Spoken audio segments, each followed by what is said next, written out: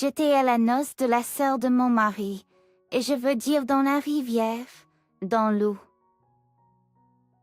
Le ministre, la mariée, qui est la sœur de mon mari, et le marié se tenaient sur une petite bande de terre, de sorte qu'ils n'étaient pas mouillés. Mais tous les assistants étaient censés se tenir dans l'eau jusqu'aux genoux pendant toute la cérémonie. Je suis sûre que cela a fait de superbes photos, mais je n'aime pas la boue, les germes, les insectes et les maladies que l'on trouve dans ce ruisseau. Les enfants qui ne pouvaient pas facilement se tenir dans l'eau, qui pouvaient être aussi hautes que tout leur corps, étaient lissés dans l'eau jusqu'aux chevilles à proximité, avec quelques femmes plus âgées. Quand j'ai refusé d'enlever mes chaussures et mes chaussettes et de remonter mon pantalon de costume, mon mari m'a offert de rester avec les enfants. Quand j'ai refusé de marcher dans cette eau, même si c'était juste jusqu'aux chevilles, mon mari est devenu visiblement en colère et a fait des allers-retours dans l'eau entre sa sœur et moi pour jouer.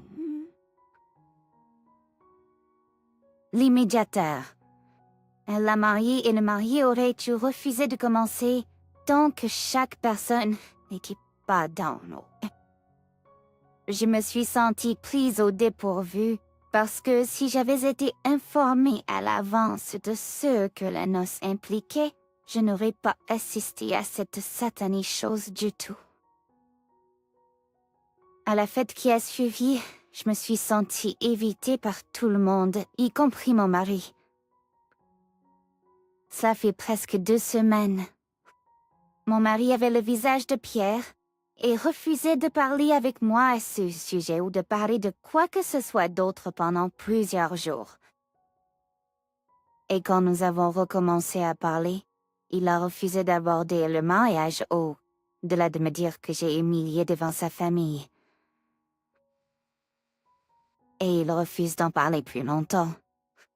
Des choses comme « Je vais devenir très en colère si tu continues à amener ce sujet. Laisse tomber et j'essaierai d'oublier ce que tu as fait. » Mais je me sens comme si je n'avais rien fait de mal.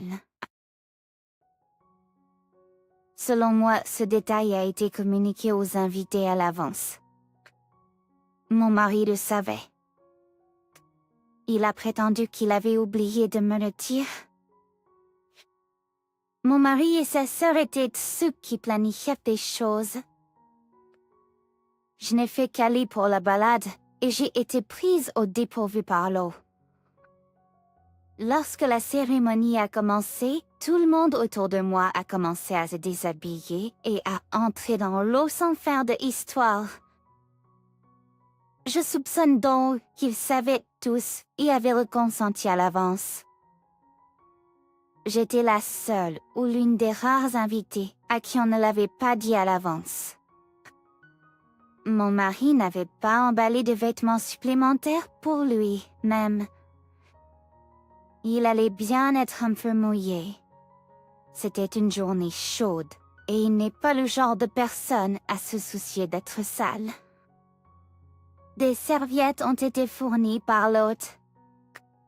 Je pense que c'est absolument la chose la plus folle, idée de mariage ou thème de mariage que j'ai jamais entendue. D'où Jésus dans une mangeoire, se tenir dans une rivière pour se marier. Pas l'idiot, mais votre mari et sa famille sont dans une rivière, hein? Wow, just wow. Votre conjoint est un immense idiot pour ne pas vous en avoir informé à l'avance. Le couple sont des idiots massifs pour refuser de continuer sans vous dans l'eau. Ne vous sentez pas coupable. C'est sur eux, principalement votre conjoint et non sur vous. Désolée, mais c'est une demande tellement inhabituelle à faire aux invités de mariage qu'il n'y a aucun moyen qu'ils aient oublié de vous le dire. Ils ont juste espéré que vous tombiez en ligne. En plus de cela, ils auraient dû avoir votre dos. Pas essayer de vous négocier dans une position inconfortable, surtout publiquement. J'aime l'eau, mais à un mariage, je ne me tiendrai pas dans de l'eau en mouvement pendant une cérémonie pour des photos. Peu, il s'agissait illégalement d'un baptême de groupe. C'était ma première pensée. Célébrer une cérémonie dans une rivière est une chose extrêmement hors norme. Il n'y a absolument aucun moyen qu'il ait oublié une chose aussi absurde. Il savait que tu refuserais, être même refuserait d'y assister si le marié et la mariée ne comprometteraient pas. Et il a pensé, si je ne te le dis pas et que nous nous y rendons simplement, que tu le découvres. La pression de soutenir un mariage sera suffisante pour te forcer à le faire. La pression sociale l'emportera ici. Exactement. Et ça n'allait jamais compromettre. Elle préférait mettre son mariage en attente pendant une demi-heure en essayant de forcer un invité à entrer dans une rivière, plutôt que de simplement lâcher prise. Alors, il a décidé qu'il était plus facile de te manipuler et de te mettre la pression. Cela ressemble à un étrange trip de pouvoir. Je veux dire, le marié et la mariée n'allaient pas entrer dans la rivière, mais ils voulaient que leurs invités le fassent. Ils étaient en colère. Y a-t-il une raison sur ces serviettes? Juste une demande étrange.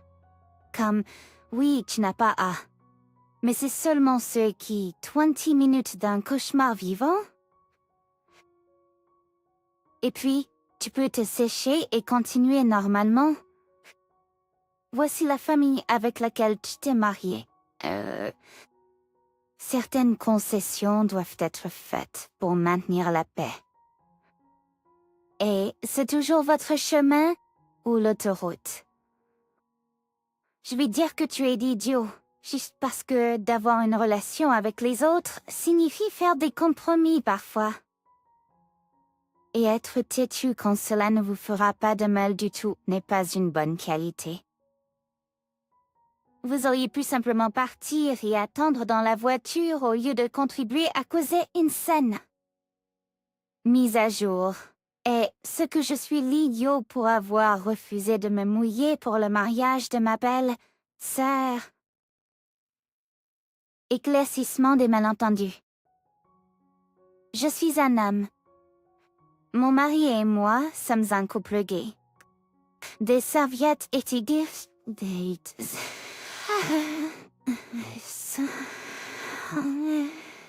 et elle n'y avait ton mais tiens de te laver les pieds au drapeau de germain.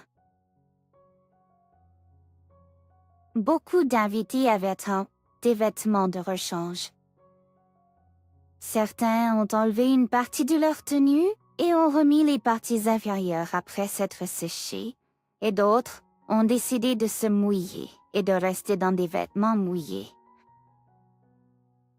Mais le marié et la mariée ne s'attendaient pas à ce que tout le monde reste mouillé tout au long de la soirée. Le niveau de l'eau n'était pas si profond.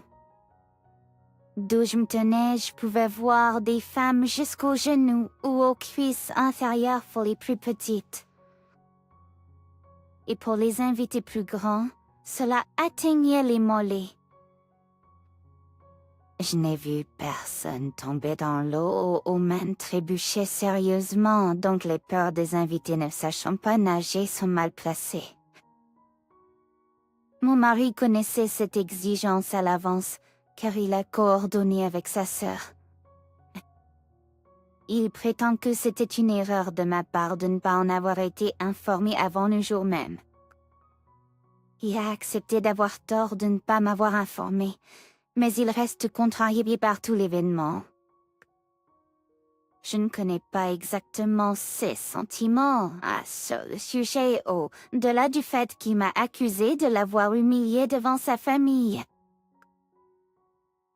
J'avais envie d'entendre de sa part une forme d'excuse pour s'être mise en colère contre moi, mais pas contre sa sœur, alors que je pensais être raisonnable. Il s'énervait chaque fois que j'essayais d'en discuter. Donc maintenant, nous ne disputons plus de ce sujet. Mon mari continue de me parler globalement. Il s'est calmé et se comporte presque normalement au quotidien, et il est même affectueux. Je me sens très frustrée parce que je me sens traitée injustement et ensuite accusée à tort. Sa famille se souviendra certainement de moi, comme d'une fauteur de trouble, et pensera probablement que je suis irrespectueuse. Et j'aimerais que mon mari reconnaisse que j'ai été lésée et défende ma réputation devant sa famille. Je reconnais mes torts et que j'aurais pu m'éloigner et attendre dans la voiture. A posteriori, les mariés voulaient que je sois dans l'eau parce que j'étais la seule personne sur le rivage et ce n'était pas aussi pittoresque. Ils auraient dû le communiquer, mais je devrais aussi l'avoir compris. Même dans ce cas, ce serait la chose la plus mature à faire pour me retirer de la situation afin que la cérémonie puisse se dérouler et les photos puissent être aussi jolies que le couple le voulait. J'ai un frère de 39 ans et sa femme a tout perdu il y a 6 mois. Leur entreprise a été liquidée. Ils ont perdu leur maison 3 mois plus tard parce qu'aucun d'entre eux n'a pu trouver d'emploi dans leur région. L'un de leurs véhicules a été récupéré, etc., etc. Après avoir vendu tous leurs biens de valeur, ils ont vécu dans leur véhicule pendant 1 mois avec leurs enfants et leurs chiens. Mon mari et moi en avons parlé, et il a finalement accepté à contre-cœur de me laisser les aider à trouver un endroit où vivre. Voyez, vous, mon mari est au chômage en raison d'une blessure au dos. Il y a 8 mois et déteste les entreprises. Surtout parce que je ne suis presque jamais à la maison à cause de mon travail. Je pense personnellement qu'il va bien maintenant, mais il dit qu'il ne laisse pas. Donc ils sont ici depuis 2 mois. Maintenant, les deux travaillent à temps plein et m'ont beaucoup aidé avec les factures, l'électricité, l'hypothèque, la nourriture.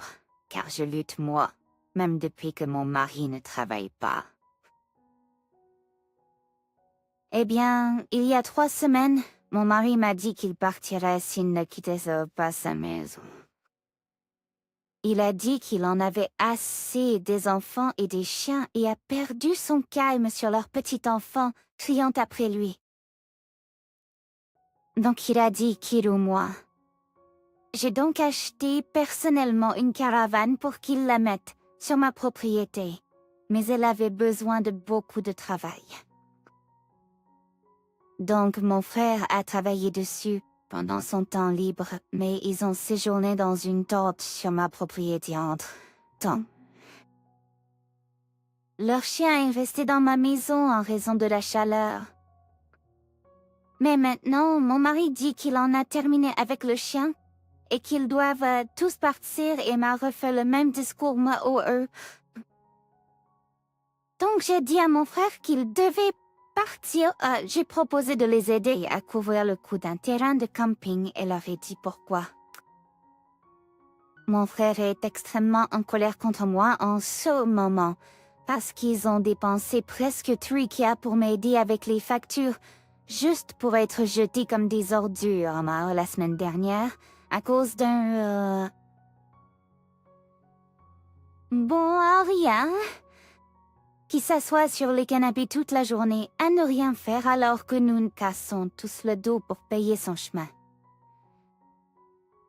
Je comprends d'où il vient, mais en même temps, Je l'ai promis ici et je ne suis pas prêt à perdre mon mari pour mon frère et sa famille, quelle que soit leur détresse. Il n'a aucun mot à dire sur ce qui se passe dans cette maison. Bien que votre frère paie certainement le chemin de votre mari, et ce n'est pas juste de les jeter après tout ce qu'ils ont fait pour vous aider. Honte à toi. Tu as pris 3 tas de gens qui luttent pour se remettre sur pied? Et s'ils ont 3 à donner, pourquoi ne sont-ils pas dans leur propre endroit maintenant? Et d'après la façon dont vous vous référez à votre mari, pourquoi ne pas appeler son bluff? Il a vraiment demandé, moi ou eux? Ça fait 2 mois. Dis lui eux et vois ce qui se passe. Je parie que rien. À ce stade, tu devrais leur rendre leur argent, ou au moins une grosse partie de celui... Oh, mais... Chérie, ton mari ne partira pas. Il n'a pas de travail. Tu vas prendre un bon à rien. MDP. Ensuite, tu mets dehors ton frère, qui t'a aidé. Toi et ton mari perdant, vous méritez l'un l'autre. Même si tu ne crois pas à l'histoire de la blessure au dos et que tu admettes qu'il déteste travailler. Juste wow! J'ai tartifourant. J'ai 2 enfants. Un garçon de maternelle et une fille tout petit. Avec mon mari, Jack, 32. La maison de ma belle-mère a une grande piscine et le temps était agréable la semaine dernière. Donc moi, les enfants, Jack et ses 3 sœurs et leur famille sommes venus pour une journée à la piscine. La sœur de Jack, Lily 29, est enceinte. Elle a déjà un fils, un écolier préscolaire, et nous avons des stratégies parentales différentes, mais son fils n'est pas le mien, donc ce n'est pas mon affaire. Je n'ai jamais rien dit sur sa parentalité, mais comme je poste sur la façon dont je suis parent et qu'elle me suit, elle voit que nous sommes très différents. La grossesse de Lily a été difficile pour elle. Et ma mère lui a demandé de me demander des conseils. Mes grossesses se sont bien passées et je n'ai eu aucun problème. Alors je lui ai dit que je n'avais pas vraiment de conseils, mais que je l'ai encouragée à rejoindre le groupe de ma mère car quelqu'un là-bas pourrait l'aider. Je dirige un groupe de mamans dans ma ville et c'est une bonne façon pour mes enfants de rencontrer d'autres enfants avant l'école et d'échanger des conseils ou des histoires. Je publie également ma vie, ce que je cuisine, comment je suis parent et comment je gère mon emploi à temps plein sur les réseaux sociaux. Lily a dû prendre son congé de maternité plus tôt, car elle a eu des nausées matinales sévères et sa grossesse présentait des risques élevés. Je distribuais des boissons à tout le monde, et Lily était la dernière. Lorsque nous avons parlé, il n'y avait que nous 2. Elle a demandé une bière sans alcool, et je lui ai discrètement dit... Je ne suis pas sûre, mais je pense qu'il y a toujours de l'alcool en elle. Et c'est en fait une bière à faible teneur en alcool. Elle a arraché la bière de ma main et m'a dit qu'elle ne voulait pas de conseils de la police parentale. J'ai une amie musulmane et je sais qu'il y a de l'alcool dans cette bière particulière, car il refuse de la boire. Lorsque nous sommes joints au reste du groupe, elle s'est assise le plus loin possible de moi.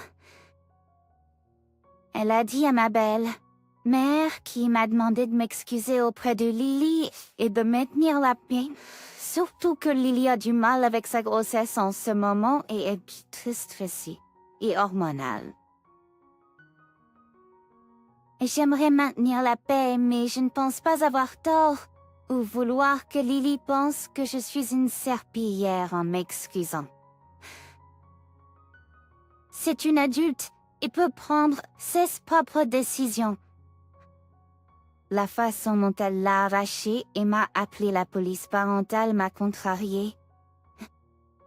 Vous écrivez sur tout ce que vous faites en tant que mère et sur la facilité avec laquelle vos grossesses se sont déroulées d'une telle manière que cela donne l'impression que vos grossesses étaient faciles en raison de vos choix et que celles de Lily les plus difficiles en raison des siens. Si cela donne cette impression aux étrangers, je peux seulement imaginer comment cela lui apparaît à Lily. Êtes-vous ma belle sœur? Parce que vous ressemblez tellement à elle. Vous dirigez un groupe de mamans. Vous publiez à quel point votre vie est bien organisée.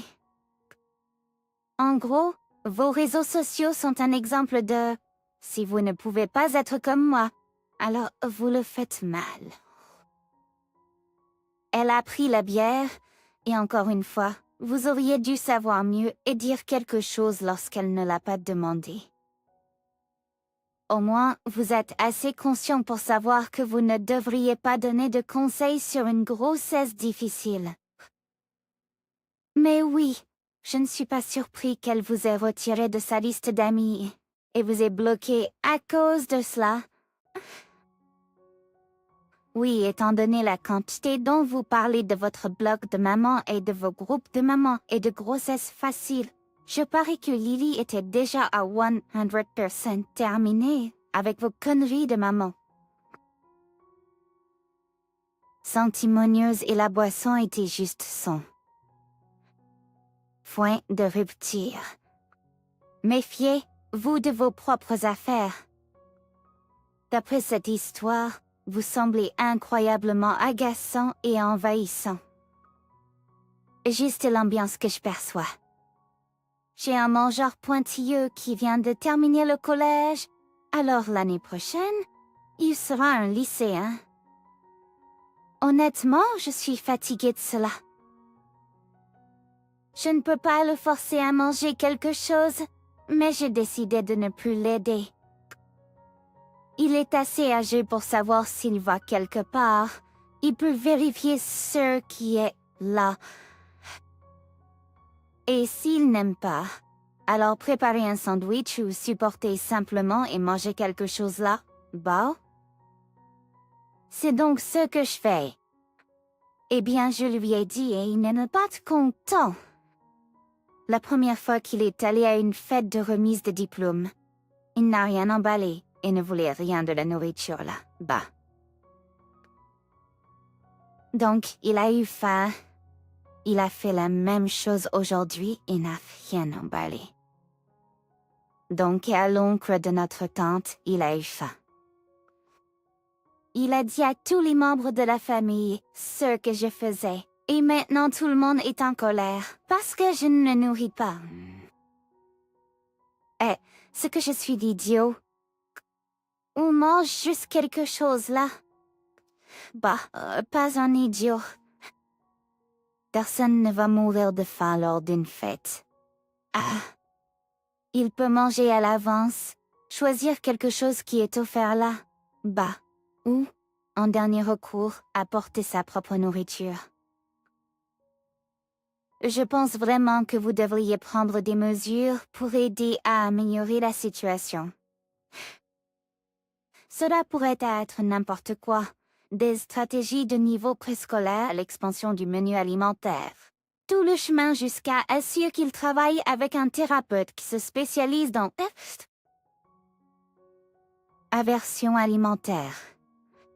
Faites le passez par là. Ne dites pas simplement les morceaux de planification à l'avance, d'emballage de sa nourriture pour un événement, et d'ajout de tout ce dont il a besoin à la liste des courses quelquefois.